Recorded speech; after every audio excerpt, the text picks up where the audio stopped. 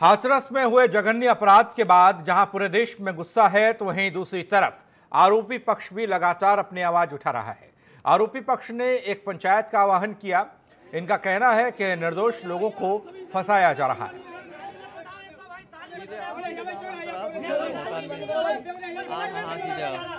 क्योंकि हम उस समाज से आते हैं जिसने इस देश को दिया ही दिया है, विरासतें दी है।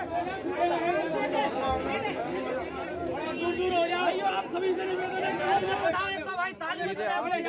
पहले इस प्रकरण में जो लोग फंसाए जा रहे हैं, 4 लोग, एक व्यक्ति के नाम तहरीर गई थी, इसमें एक व्यक्ति के नाम 354 और अन्य धाराओं मामला जानलेवा हमले में तब्दील हुआ, मुकदमा दर्ज हुआ था। उसके बाद राजनीतिकरण के कारण जो वाल्मीकि संगठन है, दलितों के जो संगठन है, उसके दबाव के कारण पुलिस प्रशासन ने 3 लोगों के नाम और रख दिए जो बिल्कुल निर्दोष हैं। और जिसमें एक व्यक्ति कुछ तो ऐसा है जो पानी देने के लिए, पीड़िता को पानी देने के लिए गया था, जहाँ उसकी मां ने भी बयान दिया है, सारे चरणों में चल भी रहा है। तो उसके लिए हम सीबीआई की जांच की मांग करते हैं, एसआईटी गठन की मांग करते हैं।